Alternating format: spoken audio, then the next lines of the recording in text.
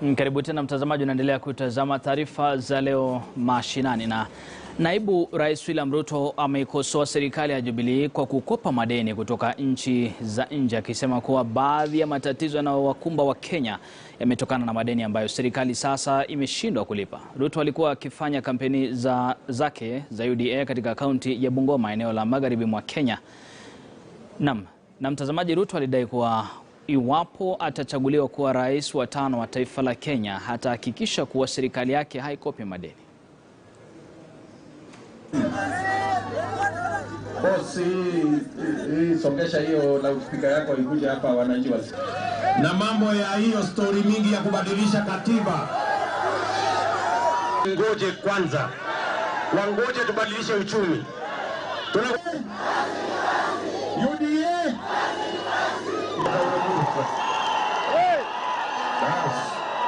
Kenya hii iwe ni nchi ambayo kila mwananchi anaweza kujisimamia, anaweza kupata chakula kwa bei nafuu, na tukipunguza gharama ya maisha tutaanza kuwa ni nchi ambayo inaweza kujisimamia, na tutawacha mambo ya serikali omba ya kukopa hapa na kukopa pale na kukopa China. Mpaka saa hizi tuko na matatizo ya madeni kwa sababu hatujapanga vizuri.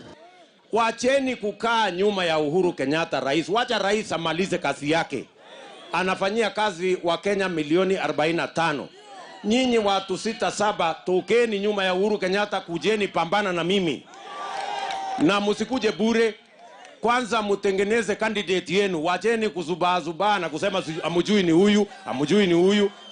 Hii mtapoteza wakati, alafu mkipoteza kura mtaanza kusema tena imeibiwa. Kama kuna watu waliochezwa na kubebwa maembe, ni sisi watu wa Coast. Tulibeba malenge sana huyu jamaa wa vitandawili.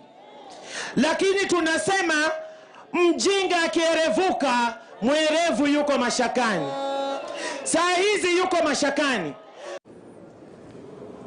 Mtazamaji, huo ndio utangulizi wa matukio ya wiki ndani ya studio. Kama alivyokujuza Stephen Mwakesi, ambaye ni mchanganuzi wa masuala ya siasa, wakati huu ameamua sio kuchanganua siasa tu, ile anaingia anajitosa ndani, ananiu gavana kaunti ya Taita Taveta. Na vile vile Shafi Mwakazi, mchanganuzi wa masuala ya siasa, vile vile ameamua kwamba atajitosa kule ndani, anawania ugavana kaunti ya Mombasa. Nimelifahamu hilo mtazamaji. Hebu tuingie sasa tuangazie swala hili. Stephen, nitaanza nawe. Bila shaka umemsikia naibu rais William Ruto amesema kwamba serikali yake iwapo wataingia kwenye rais haitakuwa ya kukopa. Je, inawezekana? Wambua, unajua ukiangalia tumefika msimu wa kupeana ahadi za kisiasa. Na kwa kweli ni kwamba Wakenya wamekaa kwa muhula mrefu katika awamu hii ya Rais Uhuru Kenyatta, wakiona kwamba kila mwaka baada ya mwaka tunazidi kuongeza zile deni ambazo tunazo kama nchi. Na naona ni kwamba itakuwa ni jambo la busara kwa mtu yote ambaye anawania kiti cha urais wa Kenya kuweza kuzungumzia swala hilo, kwa sababu limewakera Wakenya wengi na ni jambo ambalo limezungumziwa katika mitandao ya jamii. Na ni hivyo utaona kwamba wagombea wengi watakuwa wakisema kwamba watajaribu kuhakikisha kwamba wamepunguza zile deni tunazo kama Wakenya, ama pia kusitisha miradi ya kukopa fedha kutoka nchi tofauti ama kutoka yale mashirika ya kimataifa kama IMF na World Bank. Lakini ukweli wa mambo ni kwamba kusema utaendesha nchi bila kuchukua deni pia ni jambo ambalo linanistajabisha mimi kama kiongozi. Ni jambo ngumu kidogo, kwa sababu zile fedha tayari zimepata kazi, zimewekwa katika kazi ya kujenga miundo msingi, na tayari tunayo upungufu ya zile fedha ambazo tunazozipokea kutokana na masuala ya kiuchumi ambayo yanaendelezwa na zile biashara na ushuru ambao unatozwa mwananchi. Kwa hivyo ukisema kwamba utaanza awamu yako ya uongozi miaka 5 bila kuenda kukopa hata shilingi moja kutoka nchi za nje, utakuwa ndio una moyo na haja ya kujaribu kusitisha mfumo huu wa kuendesha serikali. Lakini deni naona ni lazima mtu lazima achukue. Manake hata sisi kuchangisha pesa zenyewe kwa serikali ndio lokali inakuwa ni vigumu sana. Ni ngumu sana kwa sababu imekuwa ni changamoto kubwa sana kwa mashauri kama KRA kuweza kuhakikisha kwamba zile azimio wanazo za kuhakikisha wamekusanya fedha fulani wamekuwa wakikosa kufikia azimio hizo. Na pia uchumi unao umeenda ukiwa katika hali ya slow down kwa sababu ya changamoto ile ya corona. Kwa hivyo unaona bado tuko na muda kabla uchumi bado haujarudi katika ile afya ambayo ilikuweko kabla ya mwanzo wa changamoto ile ya corona. Kwa hivyo kwa mtazamo wangu hiyo ni siasa, lazima ipigwe. Mwananchi lazima aambiwe mambo tofauti, lakini pia mwananchi lazima makinike, asikize.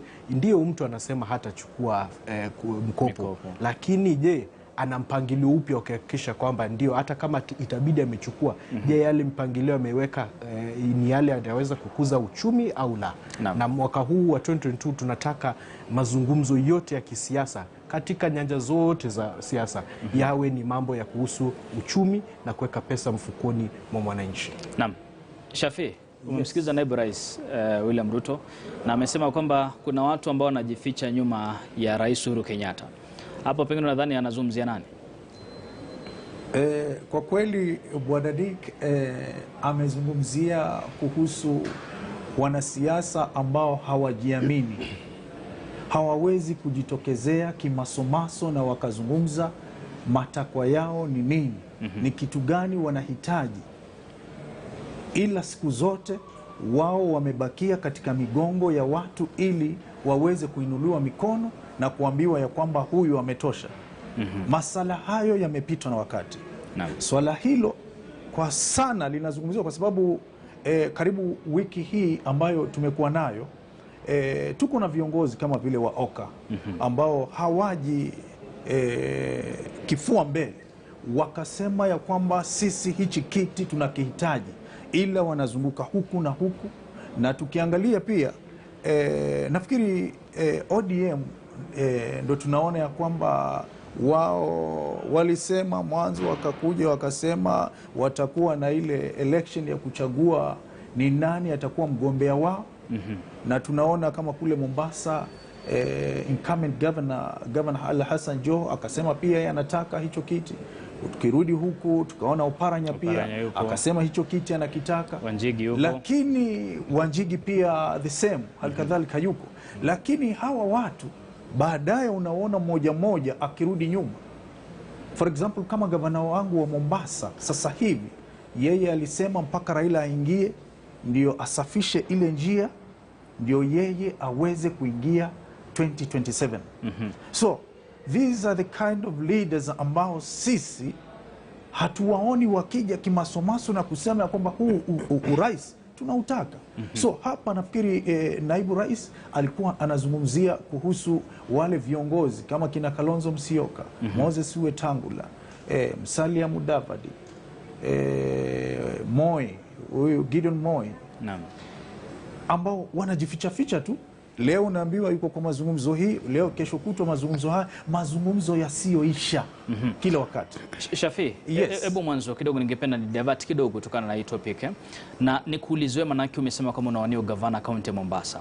Tumekuwa tunaona Abdulswamad Nasir Sharif, tumemwona huyu bwana mfanya biashara yuitwa nani, Suleiman Shabal, tumemwona Sarai, wote wametangaza kuwania gavana na pia umejitosa kwenye ule ulingo.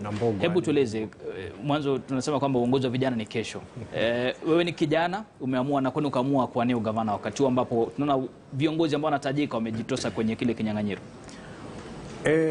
Kwa kweli mimi nimejitosa kwa hichi kinyang'anyiro na tiketi ya UDA na Mombasa sana especially nyinyi waandishi wa habari, kwa sababu Mombasa inaraniwa kibepari. Wale waliojitosa ambao nyinyi mnasema wamejitosa na mmewaona ni kwa sababu waandishi wa habari wamewaangazia sana.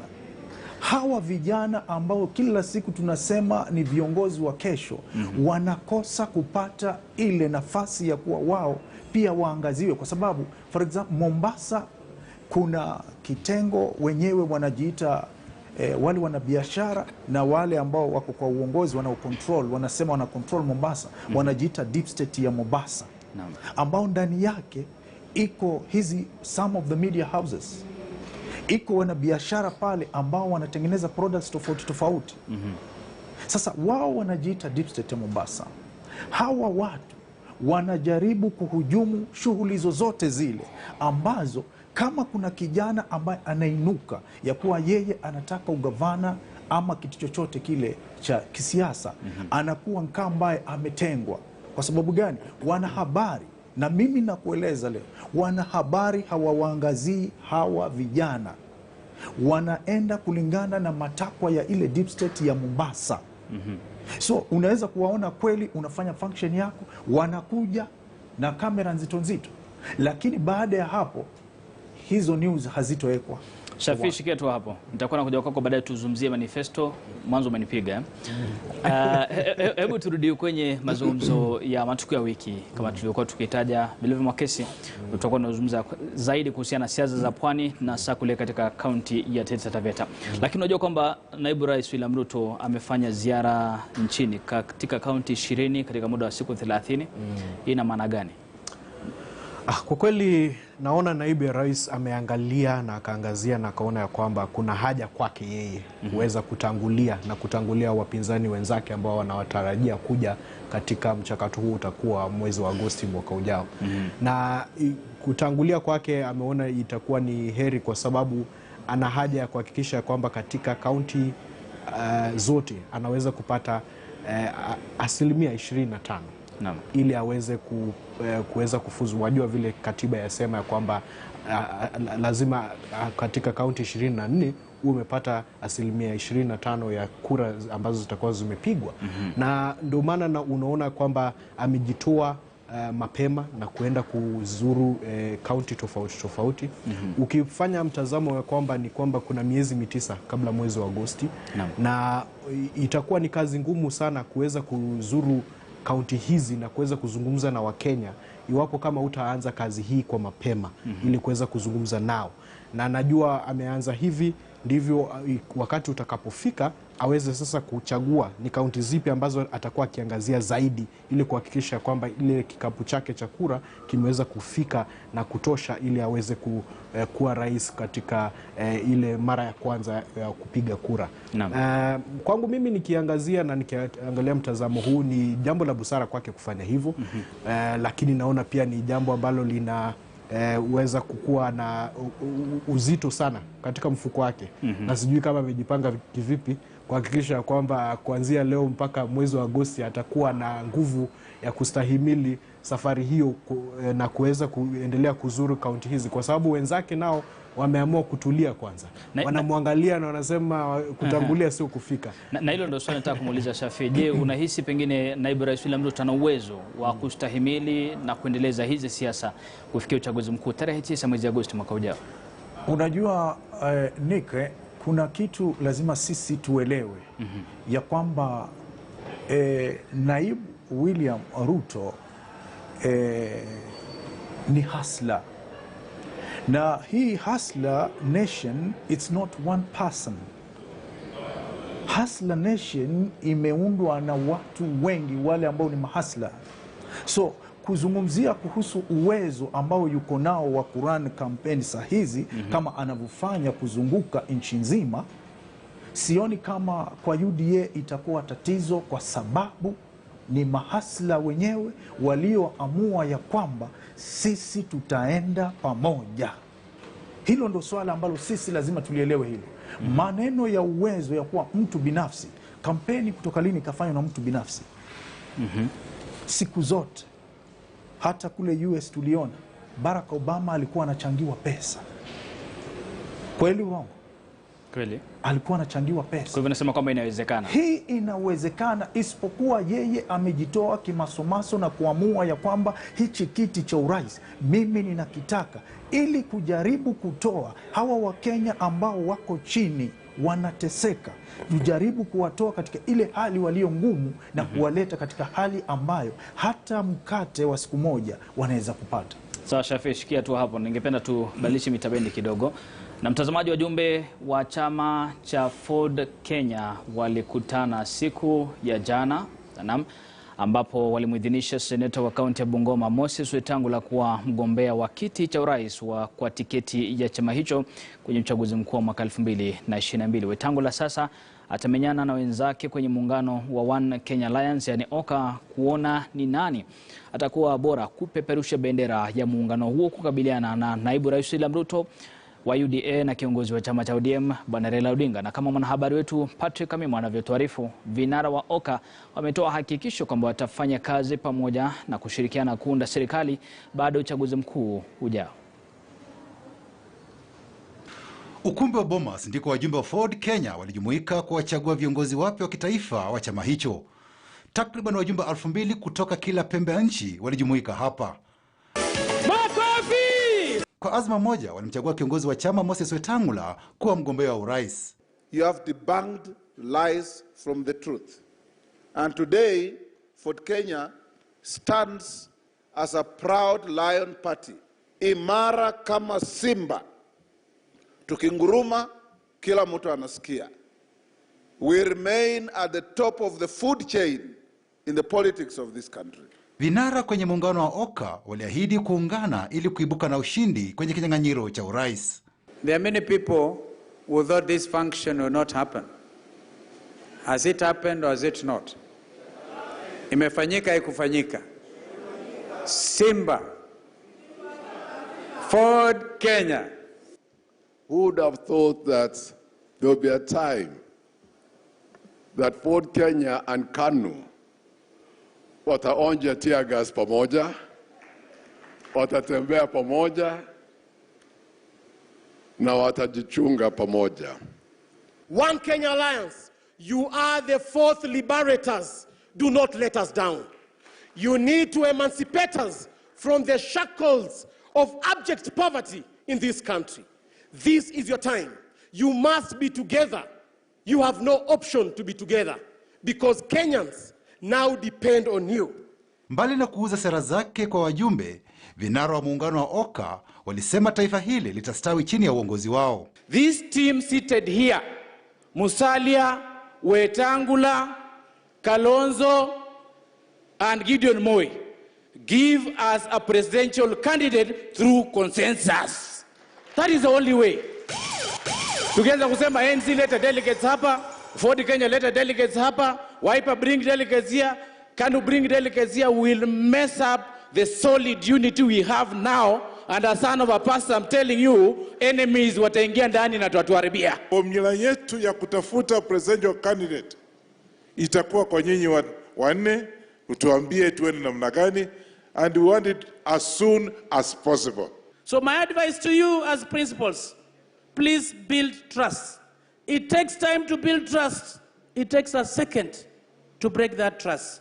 We'll stand with you, we'll be with you. Kwenye kikao cha awali na wajumbe, kiongozi wa Ford Kenya Moses Wetangula aliwasuta wabunge wa Fula wa Munyinyi na David Eseli kwa kujaribu kuvuruga chama. Hakuna sheria yoyote Kenya hii au katiba yetu ambayo inaweza kukubali kuhujumu uongozi wa kidemokrasia.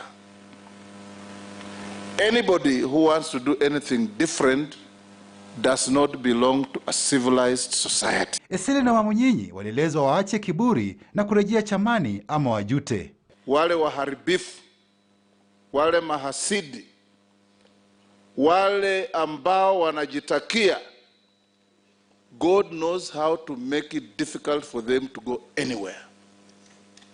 And he has truly made it difficult for them to go anywhere. And he is now speeding them towards their solicited early retirement from the national stage. Wajumbe wa ODM wamemteua Moses Wetangula kuwania urais. Sasa ni kusubiri kuona iwapo kufikia mwezi Disemba vinara wa OKA watakuwa wamesikilizana kuhusu ni nani kati yao atawania urais mwakani. Patrick Amimo, KTN News, Bomas. Naam, bila shaka mtazamaji, siasa za One Kenya Alliance. Mwakesi, Ukijaribu kuangalia nadhani kwamba mwanzo ilikuwa ni kiongozi mwenyekiti wa chama cha KANU. Anasema ni KANU fresh. Bwana Gideon Moi katoka akatangaza azma yake. Bwana Kalonzo Musyoka wa chama cha Wiper akatangaza azma yake. Musalia Mudavadi vile vile ametangaza. Moses Wetangula siku jana ametangaza. One Kenya Alliance. Na nadhani kwamba kwa maoni yangu kwa viongozi wote ambao wanataka kuwania urais, hawa ni viongozi ambao watahitajika katika miungano ambayo itakuwepo. Kama sio hawa viongozi kuja kujiunga na One Kenya Alliance ambalo One Kenya Alliance wamekuwa wakisema. Je, ukijaribu kuangalia hesabu zitakuwa namna gani? Nikiangazia mahesabu ya OKA, mimi sioni kama ni mabaya vile. Kwangu mimi naona ni kama ni watu ambao wamejiangazia wakaangalia nguvu walizonazo, maeneo ambayo wako na ushawishi, na wakasema ni vyema wakija pamoja wajaribu kuweza kuunda coalition ambayo inaweza kusimama na kutikisa nchi na kuweza kuangusha wale ambao wamewataja hapo katika hiyo ripoti ambao wanafaa kuwa wakijiuzulu katika siasa wakati huu. Na kwa hivyo nimeona ni kwamba umoja wao ndio vile wanaweza kujistahimili, kwa sababu wakiwa peke yao wengi wao hawana hiyo nguvu ya kuweza kustahimili na kuweza kuhakikisha kwamba wameshikilia kampeni mpaka siku za mwisho. Nikitazama OKA naona ni kama kwa kweli wameanza kuangazia mambo kama vile tulivyokuwa mwaka wa 2002, wakijaribu kujileta pamoja katika coalition moja kubwa na ili kuweza kupambana. Na ule jamaa naona ambao wanajaribu kujiunga pamoja kupambana naye ni William Ruto.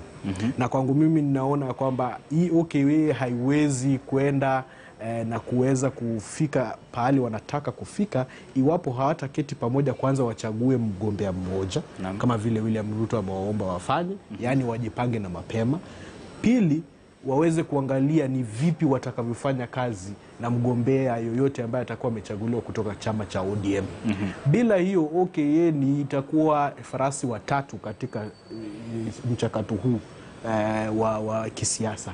Na ni vyema kwangu kwa mtazamo wangu na vile ningeomba watu wa OKA wangeweza kufanya viongozi hao vinara hao waketi pamoja waweze kuangazia ni vipi watakavyofanya kazi na ODM kama iwapo wataweza kuwa na ushawishi wowote wa kuweza kupambana na huyu kigogo ambaye anaitwa William Samoei Ruto.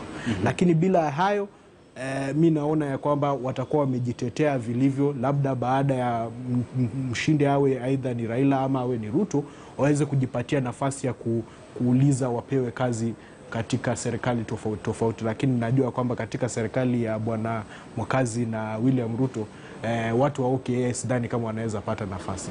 Kwa hivyo ni vyema basi waanze kujipanga na mapema, waketi chini na huyu mngwana ambaye anaitwa Raila Odinga, waanze kujipanga na mapema. Kitu ambacho kinakera Wakenya wengi na hata mimi kinachonifanya niwe na bado mushkil kuhusu kitengo hili ni kwamba wamechukua muda sana kuweza kusema ni nani kati yao ambaye anaweza kusimama. Lakini unajua siasa ni mchezo. Ni mchezo ndio, lakini kuna mahali inapofika na wakati muda unapoenda, Wakenya wanataka kujua ni nani ambaye atakuwa anasimama kwanza ili kuweza kusimamisha na kuendeleza alliance hiyo. Hawawezi enda na vuguvugu hili mpaka Disemba ama Januari bado wakiambia watu tutakuwa iketi na tutaketi kuamua nani atakuwa mgombeaji. Pili, kuna jambo ambalo wanaofanya ambalo linafanya pia zile vyama ambavyo wamekuja navyo kukosa nguvu kutoka pale ambapo wametokea kama mashinani vile. Unaona ya kwamba kwa sababu ya kutokuwa na ile hakika ya kama Kalonzo atakuwa ni mgombeaji wa urais katika alliance ya OKA, tayari chama cha Wiper kimeanza kupatwa na mshike pale katika maeneo. Tuliona kwa hii by election ya Makueni ya kwamba alipoteza paka kawa nambari ya 3, akashindwa paka na mgombeaji katika chama cha UDA. Kwa hivyo ni vyema vinara hao waanze kupanga kazi ya chama zao na pia kuchagua ni nani watakaye mshika mkono katika alliance hii ili iweze kusaidia wanachama katika vyama vyao na pia wananchi kabisa wajue tukienda namna hii tunafuata kiongozi huyu. Lakini kwa sasa wale ambao wanapendekeza mambo ya UDA wanajua mgombea wao ni William Ruto. Wale wa ODM wanajua tayari bila hata kungoja Raila aende aseme kama anasimama ama asimami. Tayari watu wa ODM wanajua ni Raila Odinga ambaye ndio atakuwa kwenye ballot. Kwa hivyo ni vyema hawa watu wa OKA waache hii mchezo wako nayo ya kuanza kujaribu kejeli na kucheza na akili za wananchi na kuweza kusema kinagaubaga ya kwamba sisi tumeamua ni Gideon Moi, basi atakuwa kinara wa OKA, ama tuamue ni Musalia Mudavadi ama ni Stephen Kalonzo Musyoka. Lakini kuacha wananchi wakiwa katika hii hali ya kutojua ni nani atakayekuwa mgombea katika One Kenya Alliance, basi baada ya muda wananchi wataanza kuwa na uchovu na ulegevu kuhusu kuwasikiza wao, na watakosa nafasi hata ile pumzi ya kuweza kuendelea mpaka Agosti mwaka ujao. Naam. Shafi, hisia zako kuhusiana na One Kenya Alliance ni zipi, hasa wakati ambapo Mombasa Road vile vile kama alivyotaja ametangaza kwa ni rais? Ukiangalia wapo viongozi wanne sasa. Je, ukiangalia hesabu yao ya mwaka 2022 iko namna gani? Unajua hawa viongozi wa OKA ni viongozi ambao wanapenda kubebwa. Na wewe ukiwa katika huu uwanja wa siasa na wewe unapenda kubebwa, then you cannot lead a nation. Ni ujitokeze kimasomaso ya kwamba mimi huu rais wa hii nchi ninauhitaji. Lakini wao wamekuwa wakizunguka huku na huku. Inabakia pale. Mgombea naibu rais wetu alituambia ya kwamba wanajificha nyuma ya rais. Hawana misimamo thabiti. Wajitokeze waseme huyu ndiye sisi tumemsimamisha kama rais. Apamani. Hii habari ya kuzunguka huku nyuma haiwasaidii. Ningemweleza ndugu yangu hapa, tafadhali usipoteze wakati kumangamanga huko. Ingia UDA, maana hiyo ndo familia peke yake ambayo familia hiyo haina ubaguzi. Na mimi ningewaeleza ya kwamba hawa viongozi wa OKA hawana misimamo thabiti ya kusema huyu ndiye mgombea wa rais. Kama watachagua waseme kama ni Gideon Moi, then let them come clearly. Kama watasema wataungana na huyu ndugu yetu, baba yetu Raila Odinga, then wacha waungane, watuambie rais ni nani. Isipokuwa hii kazi ya kuzunguka huku na huku haitusaidii sisi wala haisaidii mwananchi. Wajitokeze kimasomaso waseme ya kwamba rais wao ni huyu, tupambane naye kwa debe. Asante. Naam, bila shaka mtazamaji, ni sehemu ya matukio ya wiki. Nitakuwa tunaangazia kwa kina zaidi mengi. Tuna swala la pia kama alivyotaja pamoja African Alliance, tunayo swala la KEMSA, na vile vile tuangazie masuala ya usajili wa kura pamoja na shule, na vile vile kufahamisha kwamba Rais Uhuru Kenyatta atakuwa anaongoza zoezi la kufuzu kwa makurutu. Bila shaka nadhani kwamba itakuwa bila shaka ni eneo la Eldoret kule. Bila shaka itakuwa na kufahamisha mengi zaidi na kukupa hizo taarifa sawa wakati ambapo Rais Uhuru Kenyatta ataanza kuzungumza. Na basi tuangazie itakuwa ni idadi ya makurutu ngapi ambao wanafuzu katika zoezi hilo ama katika hafla hiyo. Naam, bila shaka mtazamaji, kufikia hapo naomba tupate mapumziko mafupi. Muda si mrefu nitakuwa narudi na tuingie katika sehemu ya pili ya taarifa za leo mashinani. Usibanduke.